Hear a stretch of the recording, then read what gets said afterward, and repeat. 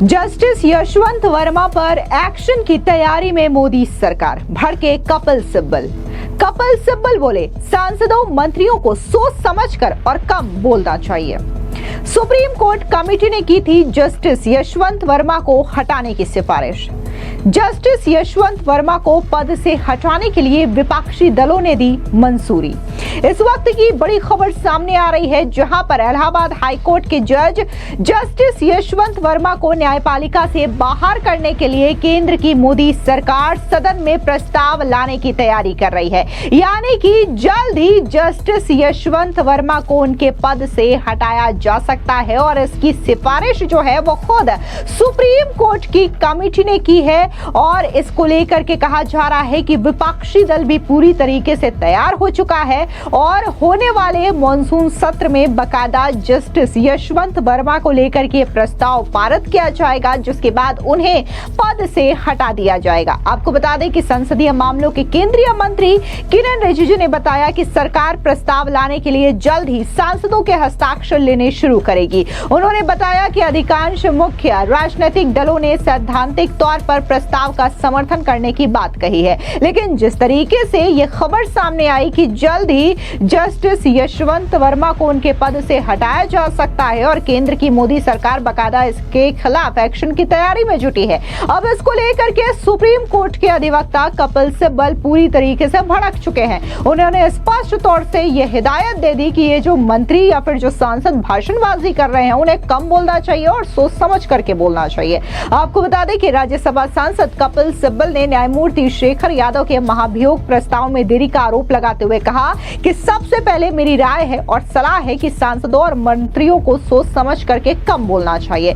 Notice of motion justice Shekhar Yadav के संदर्भ में है। 13 दिसंबर 2024 को हमने पेश किया था। उस समय हम चेयरमैन साहब के चैम्बर में गए, महासचिव ने इसे प्राप्त किया और डेट डाली। मैंने कानून मंत्री किरण रिजिजू का बयान पढ़ा। उन्होंने कहा कि यशवंत वर्मा का महाभियोग प्रस्ताव पहले दिन पेश किया जाए और 3 महीने में न्यायाधीशों की जांच अधिनियम के गठन के बाद इसे पारित किया जाएगा। आप भी सुनिए क्या कुछ सुप्रीम कोर्ट के अधिवक्ता कपिल सिब्बल ने कहा। दस्तखत है हमारे पास, वो मैच नहीं करते। यही 2 बातें हो सकती है ना, तीसरी बात तो कोई नहीं हो सकती। ये दोनों बातों की कोई जानकारी नहीं है। और ताज्जुब की यह बात यह है कि ये खुद शेखर यादव को डिफेंड कर रहे हैं, उन पे बयान दिए जा रहे हैं। ये कि मिसबिहेवियर नहीं है। अरे इनका क्या हक है बयान देने का? एक बार मोशन एडमिट हो जाए तब इंक्वायरी बैठेगी, इन्वेस्टिगेशन होगी। और इसमें तो इन्वेस्टिगेशन की जरूरत नहीं, क्योंकि बयान तो वो खुद मानते हैं। फिर क्या हो रहा है? एक जज को बचाने के लिए हो रहा है ना सब कुछ, क्योंकि वो अगली 2026 में रिटायर हो रहे हैं। तो इसको प्रोलॉन्ग किया जाए ताकि वो रिटायर हो जाए। और साथ में ये भाषण दे रहे हैं कि इसमें तो कोई बात ऐसी है ही नहीं। सरकार के लोग। और जहां तक यशवंत वर्मा का सवाल है, वहां ये कह रहे हैं कि हम पहले दिन ही मोशन करेंगे और 3 महीने के इसको खत्म करेंगे।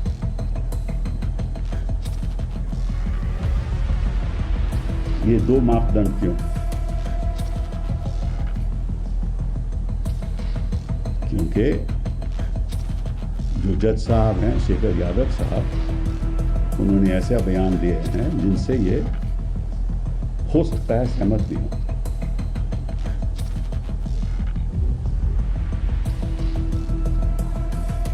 जैसे कलकत्ता में एक जज साहब को इन्होंने बीजेपी में ले लिया तुरंत और वो मेंबर ऑफ पार्लियामेंट बन गए। एक और जज साहब ने कहा कि मैं तो इनके पक्ष में था। तो ये बचाव की राजनीति हो रही है ताकि जजेस इंक्वायरी कमेटी के अंतर्गत कोई गठन नहीं हो कमेटी। अब इससे भी ज़्यादा इम्पोर्टेंट बात अब मैं आपसे करना चाहता हूँ, जो बहुत ही सीरियस है।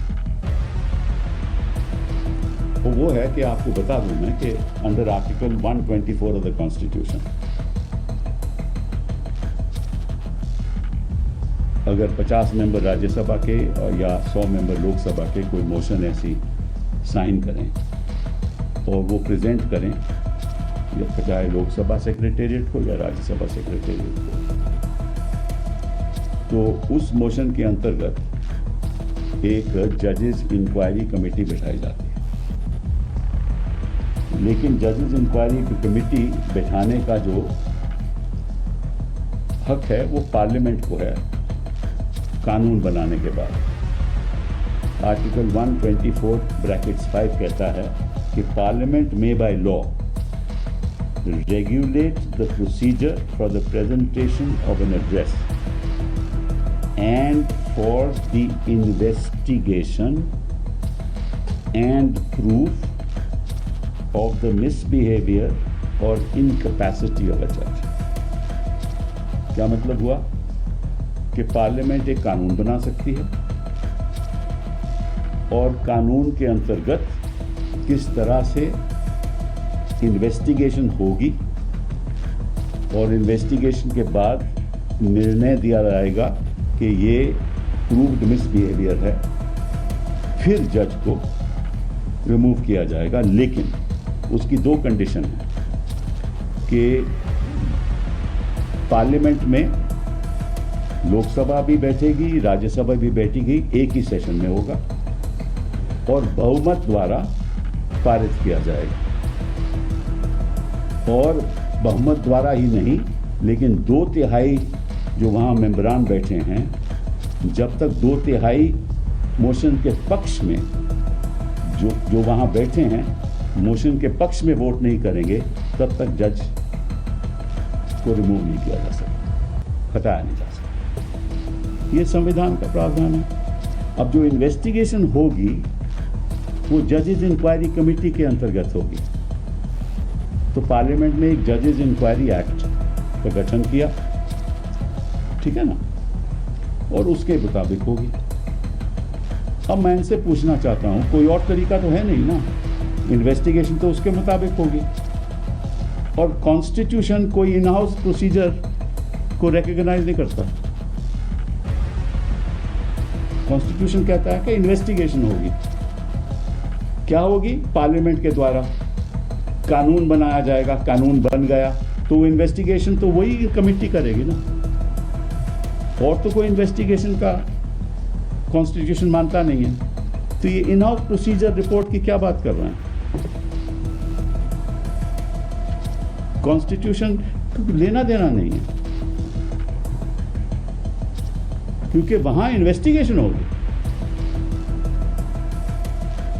और आपके सारे पत्रकार लोग, सारे मीडिया इन हाउस प्रोसीजर को लेकर ऐसे बात कर रहे हैं कि जैसे कि जज दोषी है, यशवंत वर्मा दोषी है, जिसकी कोई संवैधानिक औपचारिकता है ही नहीं, जिसका कोई रेलेवेंस ही नहीं है। ये क्या हो रहा है आपके मीडिया में? किस रिपोर्ट का आप, किस आधार पे आप जज को दोषी ठहरा रहे हो?